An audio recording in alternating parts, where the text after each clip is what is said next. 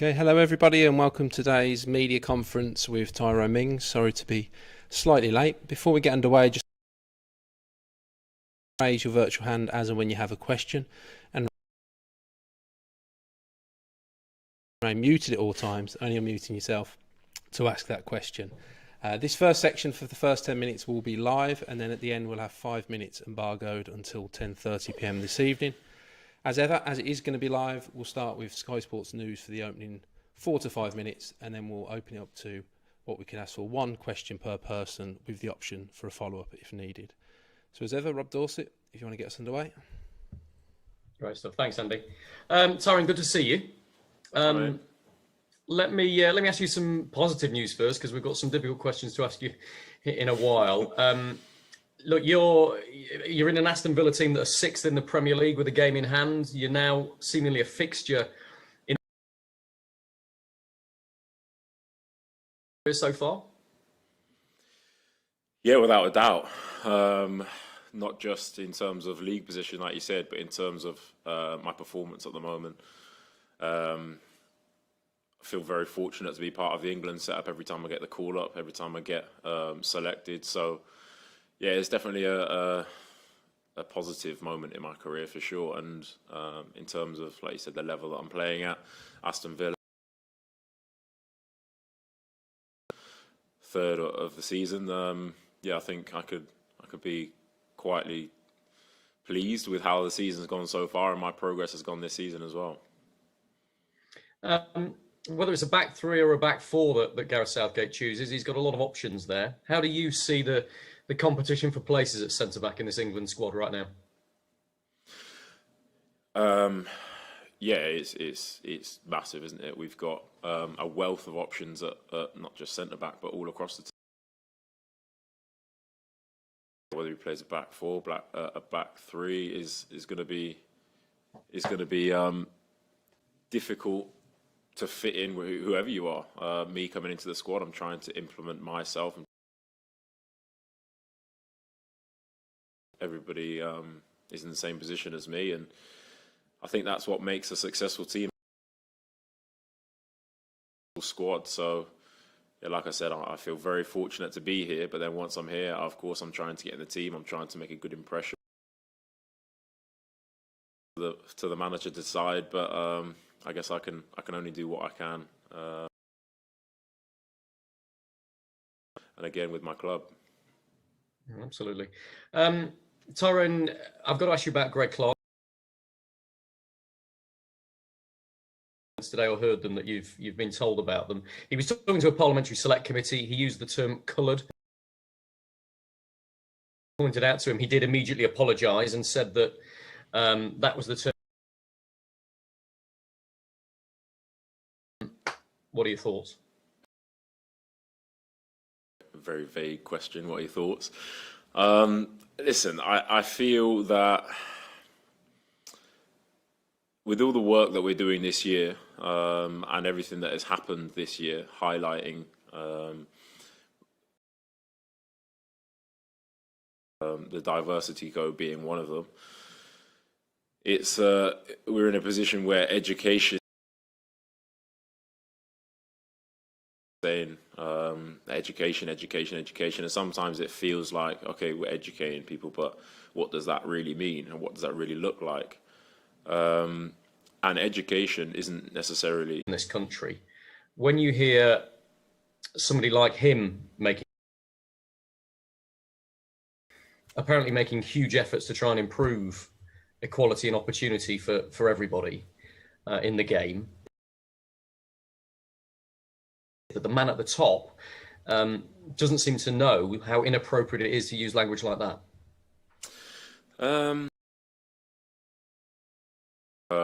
But I think you can separate the two: what the work that the FA are doing, and the chairman's knowledge of today's society. I mean, because I firsthand have seen how much work the FA are doing, and I'm not sitting here trying to vehemently defend. I've been a part of it. I've been a part of trying to drive change. I've been a part of speaking to different people within the organisation, And I firmly believe that we are trying to make good strides. Like I said at the top, there's still a long way to go. And when I say there's still a long way to go, I don't just people away from football. I don't just mean people on the pitch. People at director level, people at boardroom level. A lot of uncomfortable conversations have been had. A lot of people have been more aware of the problems that we are facing in society and things that we can try and change. So, of course, there is still a long way to go, and of course, things like this, they're not ideal, don't get me wrong. I'd love to be sitting here talking about football for the whole thing, but at the same time, we all have a duty of care to understand what is going on in the world and understand what terminology you can and can't use.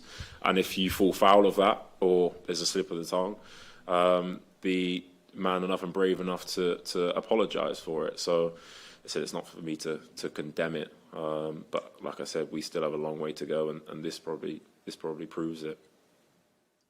Thank you, Matt. I'm sure people will ask you more about that in a moment. But let me ask you a couple of bits of football, shall we? Jude Bellingham has had his first call-up at the age of 17. What do you make of that? Did it surprise even you? Doesn't surprise me. I mean, I get surprised every time I get called up, so I'm not necessarily sitting here surprised when other people get called up. But I've had the opportunity to see him in training over the last couple of days, and what a fantastic talent he looks. I mean, I know he's from the blue side of Birmingham, but I've got no problem in admitting what a fantastic player he is and what a fantastic lad he seems. For someone who's achieved so much in his career in such a short space of time, he seems to be very grounded and very humble. So I wouldn't say that I was surprised, no, but I think it's a huge occasion for him, and I don't think it should be overshadowed by what should or shouldn't have happened. I think it's a fantastic occasion, and I remember my first call up, I was a lot older than him, but I remember the feelings that I had surrounding that. So I think fair play to him. Last one from me. A bit of a shame from your perspective that Ross Barkley isn't the midfielder that's been called up. If there has to be an extra midfielder called up, I mean, he's been in such good form. Would you have expected or liked to have seen him alongside you now? Listen, Ross is a fantastic player, you know that, and he is in fantastic form. And I was having a conversation with him prior to meeting up with England, and he knows that the form that he's in at the moment, I'm sure, will earn him another England call-up. He's been in and around the setup for long enough. He knows the manager. He knows he can pick up the phone to speak to him, and the manager would have spoke to him before the squad was announced. So. Of course, one day I would love for Ross to be here, and I would love to be sat here alongside him. So I think long may it continue. I think the form that we're showing at Aston Villa and the success we're seeing at Aston Villa will only benefit all of the English lads that we've got in the squad. There's a few more you could probably name as well. So yeah, I'm sure the success that we're having at the moment will have a positive impact. Well said, Tyrone. Thank you. Cheers. Thanks, Rob. A reminder to everybody to raise your virtual hand or pull a message in the chat box if you do have a question. And next up is Carrie Brown from beIN Sports. Hello, Tyrone. How are you? Hi, very well, thank you. Okay, I'm angry, and I'm angry that I'm having to ask a brilliant black footballer who has stood up and made the message clear: educate yourself. There is no excuse in 2020. So I'd like to get your reaction to Martin Ziegler in The Times reporting that Greg Clark is set to quit at the FA.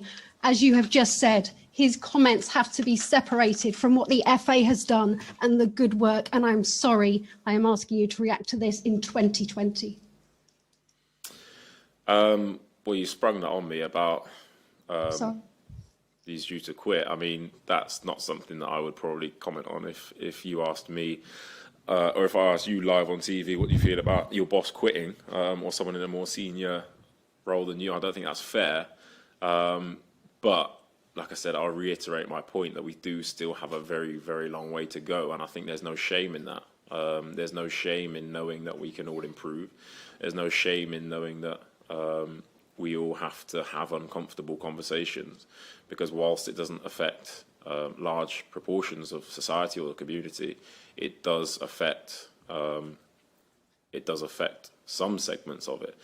And like you said, football is such a diverse community that we have to be aware of what is appropriate for one another. And we have to be careful and mindful of the terminology that we use. So, yeah, I won't comment too much on that. But like you said, I'm sure there'll be other people around the country that are angry as well.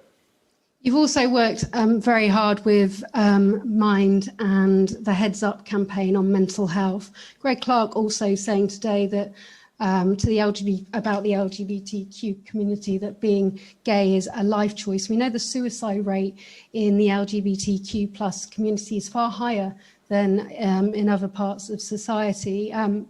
You've done so much work on mental health, but how important is it to reiterate to anyone that their choices are theirs and not for judgment? What's that, sorry? How important is it? How important is it to support the LGBTQ community and very much understand that this is not a life choice? Yeah, of course. I mean, like I said, there are so many different elements to society that we have to be considerate of. And like I said, mental health is something that I spoke on quite passionately. And we have to be considerate to everybody, and I think this year has highlighted that more than ever. We're living in such a tough time, where it is tough to be in a situation where you have to, like you said, defend yourself. We are a very inclusive community and society and culture that you should never feel that you can't be yourself or you have to hide elements of yourself. So. Yeah, like I said, mental health is something that I would speak this whole press conference on and speak passionately about it because I believe in it so much and I believe it is a constant battle. So yeah, I think we all have a duty of care to help one another along. And ultimately, you have been part of the leadership code and you've been very proud to be a part of helping that come through. From what people are understanding from Greg Clark's words today, how different a view of what you have on what the FA are doing to drive change? Yeah, well, I think this diversity code was put in place quite quickly, or the process of it and the idea of it was put in place quite quickly after what happened previously in the year around George Floyd and the Black Lives Matter campaign. So we were very proactive in trying to do something that would have sustainable and long-lasting change. So, like I said, I can speak firsthand on the different people that were involved in that, the different players, different staff, the different coaches, and know that we came together to try and create something that not only would benefit us, us as players, us as people involved in football, but also benefit people that maybe want a career in football, or people that are coming through it, players that are coming through, generations that are coming through, that more pathways will be opened up to them. So, like I said, I feel it's only honest and authentic if I speak from experience and if I speak on topics that I've been through or situations that I've been in. And yeah, I feel like with the code is a real positive step towards change. Of course, it's not the final product, it's not the end result. As we've seen today, there, like I said, and I can't stress enough, we still have a long way to go. We still have a lot more to do, but with the code, that is another step, I think, towards progress and towards a fairer and more inclusive society. Just very, very quickly on the football, because I don't want to make you the person that's having to take all the grief for this. And it's an important subject, and it's important we get your reaction. But you are being the person that's being put into the fire, as it were. I want to look to this campaign now, and the fact that there is all this speculation on where the Iceland game could take place, which means if it is abandoned, the game against Belgium is a big match for you. How are you all dealing with that inside the camp? Yeah, I mean that's the third game in our camp, so that's probably not as prevalent or not as important in our minds at the moment. We're about preparing for each game as it comes and controlling the controllables. Really, we can't control whether that game goes ahead or where it goes ahead or the different situations that will affect that game. So I think all of our focus at the moment is on Thursday, and with the year that we've been through and the year that we're going through, being able to be as fluid and adapting to change, I think has been more crucial and more important than ever. So I think if we can demonstrate that throughout the week, I think we'll be fine. But yeah, all of our focus at the moment is rightly on Ireland. Time for two more in this live section, starting with Faye Carruthers from TalkSport. Hi Tyrone, nice to see you. Hi. Just quickly, you talked about showing what you can do on and off the pitch. So how confident are you of eventually cementing your place as one of the first choice centre-backs? Of course. I mean, if I don't believe it, then nobody will. So I'm confident, of course. Like I said, but I'm also respectful to not only the players that have come before me and have a lot more caps than me, but also the players that I'm competing with. We have such a wealth of talent. Of course, we're playing at the highest level, and I am a small part of that. So every time I come in to camp, I just try and do my best. And I know it sounds a bit of a cliche, but I just try to do my best, and I try to make a good impression. And if I'm selected to play in the games, then I try to bring my club form and what has got me into the squad. I try and bring that onto the pitch for England. So yeah, of course, I'm quietly confident, but I'm also respectful to the competition that I've got. Lovely. Just finally, Jack Grealish, your captain. You see him train day in, day out. What qualities does he bring that he has for Aston Villa to the England squad? And how do you see his role for England?